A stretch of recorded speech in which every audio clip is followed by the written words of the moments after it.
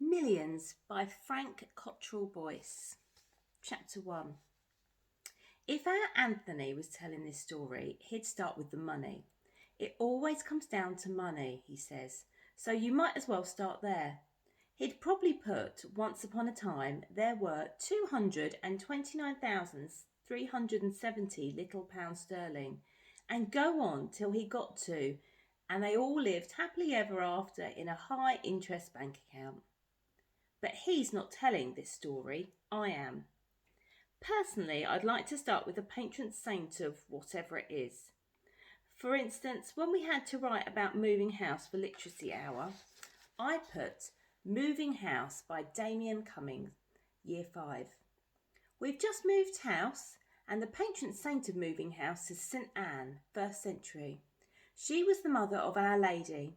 Our Lady did not die but floated up into heaven while still very young. St. Anne was very upset. To cheer her up, 4 angels picked up her house and took it to the seaside in Italy, where it can be seen to this day. You can pray to St. Anne for help with moving house. She will watch over you, but not do actual removals. Anne is also the patron saint of miners, horse riding, cabinet makers and the city of Norwich. While alive, she performed many wonders. The patron saint of this story is St. Francis of Assisi, 1181 to 1226. Because it all sort of started with a robbery, and the first saintish thing he ever did was a robbery. He stole some cloth from his father and gave it to the poor. There is a patron saint of actual robbers, Dismas, 1st century. But I'm not an actual robber. I was only trying to be good. It was our first day at Great Ditton Primary. The sign outside says Great Ditton Primary, creating excellence for a new community. See that? Said Dad as he left us at the gates. Good isn't good enough here. Excellence, that's what they're after. My instruction for the day is be excellent. The instructions for supper I'll leave on the fridge door. One thing about me is that I always really try to do whatever Dad tells me. It's not that I think he'll go off and leave us if we're a problem, but why take the risk? So I was excellent first lesson. Mr. Quinn was doing People We Admire for Art. A huge boy with freckly neck nominated Sir Alex Ferguson and listed all the trophies United had won under his stewardship. A boy called Jake said players were more important than managers and nominated Wayne Rooney for individual flair. Mr. Quinn was looking round the room. To be educational about it, football was not taking him where he wanted to go. I put my hand up. He asked a girl, "Don't know any footballers, sir?" "It doesn't have to be a footballer." "Oh, don't know then, sir." I used my other hand to hoist my hand up higher. "Damien, who do you admire?" By now, most of the others were into players versus managers. I said, "Sir Roach, sir." The others stopped talking. "Who does he play for?" "No one, sir, he's a saint." The others went back to football. "He caught the plague and hid in the woods so he wouldn't infect anyone, and a dog came and fed him every day. Then he started to do miraculous cures and people came to see him. Hundreds of people, in his hut, in the woods. He was so worried about saying the wrong thing to someone that he didn't say a word for the last 10 years of his life." "We could all do with a few like him in this class, thank you, Damien." "He's the patron saint of plague, cholera and skin complaints. While alive, he performed many wonders." Well, you learn something new. He was looking for someone else now, but I enjoyed being excellent. Catherine of Alexandria, 4th century, came to mind. "They wanted her to marry a king, but she said she was married to Christ. So they tried to crush her on a big wooden wheel, but it shattered into 1,000 tiny splinters, huge sharp splinters, which fell into the crowd, killing and blinding many bystanders." That's a bit harsh. Collateral damage, eh? Well, thank you, Damien. By now, everyone had stopped debating players versus managers, and they were all listening to me. After that, they'd chopped her head off, which did kill her, but instead of blood, milk came spurting out of her neck. That was one of her wonders. Thank you, Damien. She's the patron saint of nurses, fireworks, wheel makers, and the town of Dunstable in Bedfordshire. The Catherine wheel was named after her. She's a virgin martyr. There are other virgin martyrs too. For instance, Saint Sexburg of Ely. Everyone started laughing. Everyone always laughs at that name. They probably laugh at it in 670 to 700 too. Sexburger was Queen of Kent. She had 4 sisters who all became saints. They were called... Before I could say Ethelberger and Withberger, Mr. Quinn said, Damien, I did say thank you. He actually had said thank you 3 times. If that doesn't make me excellent, I don't know what does.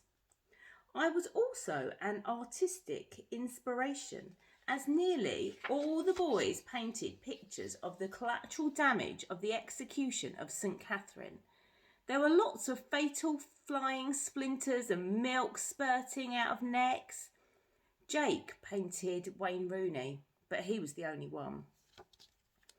In the dining hall, a boy on hot dinners came and waggled his burger under my nose and said, Sexy burger, sexy burger. All the people around the table laughed. I found this very unenlightening and was about to say so when Anthony came and sat by me and they all stopped.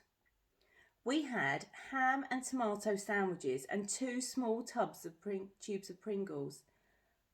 I said, I've been excellent. What about you?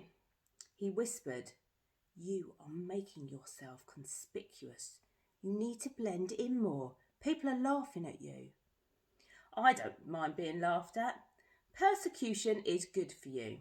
They laughed at Joseph Coppertino until he learned to levitate. The huge boy with a freckly neck came and sat down. His belly caught at the end of the table and tipped it up. My tube of Pringles rolled towards him. He picked it up and opened it. They're his, said Anthony, pointing at me. And who are you? Said Freckle Neck. I'm his big brother. You're not that big. All Pringles belong to me. A dandruff of crumbs fell from his mouth. School policy. You can't take his Pringles. He's got no mum. How can he have no mum? Everyone's got a mum. Even people who've got no dad have got a mum. I'm enjoying these, by the way. She's dead, said Anthony. Freckleneck stopped crunching and handed the Pringles back. He said his name was Barry. Nice to meet you, Barry. Anthony offered him his hand to shake. Anthony believed in making friends.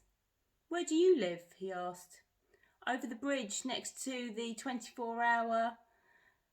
Now that, said Anthony, is a very sought-after area, very sought-after.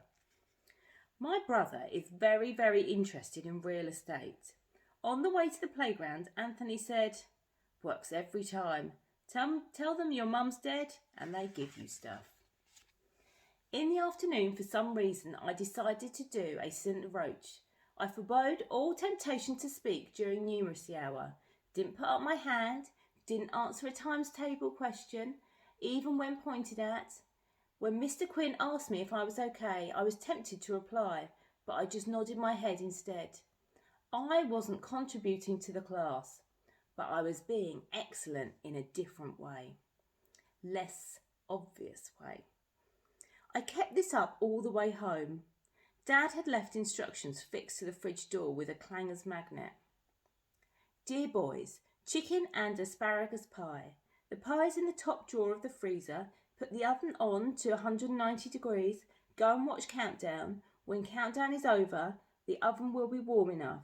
Put the pie in, take your uniforms off and put them over the end of your bed.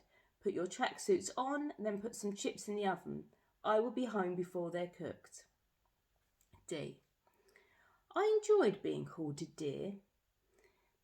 When Dad came home, we had the pie, followed by 5 pieces of fruit and a pint of water each to hydrate our livers. When they were completely hydrated, we did our homework and he sat with us. I didn't say a word, but then the phone rang and I accidentally answered it. I don't know how St. Roach kept it up for 10 years, although admittedly he had an easier living in a time before phones. Anyway, it was Mr. Quinn. My teacher actually rang our actual house. How excellent is that? Later, Dad came and sat on the end of the bed and said, "You're a bit quiet today. Cat got your tongue?" I shook my head. "I heard you were quiet in school too." I nodded. "Anything you want to tell me?" Shook again. "Right, well, time for bed." He nearly closed the door when the temptation to speak finally overwhelmed me. I said, "What did Mr. Quinn want?" "Well, you know, a chap, really. It was him who was telling me about how quiet you were. He said thank you to me 3 times, so I must have been fairly excellent." "Did he say I was excellent?" "He said, yes, he said you were excellent." He ruffled my hair. "One of the customers was telling me about this place today. It's called Snowdrome. You can toboggan or have a go on skiing. Fancy it?" I wasn't sure. "For being excellent, as a reward?" Okay then. "Okay, so we'll go straight from school tomorrow because you're excellent." The Snowdrome was quality completely. It's real snow inside, made of ice crystals from a big blower. They give you a special snowsuit to wear when you're in there. You're not supposed to have 2 people on a toboggan, but Anthony explained to the man that our mum was dead and he let us do what we liked.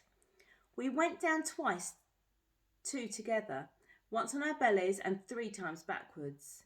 In school next morning, everyone was interested to hear all about it. I explained how the ice blower worked and was giving a demonstration of backwards tobogganing when I smashed into Mr. Quinn, who was coming through the door. Watch it, he yelled as he dropped all our workbooks. I helped pick them up. I saw my own, the one about St. Anne. It had a note stuck inside, which he took out and pocketed as he gave back the book. "What do you think you're playing at, lad?" "The Snowdrome, sir. We went. It was good." He suddenly looked all cheery. "Well, you could write about that for today's literacy hour, couldn't you?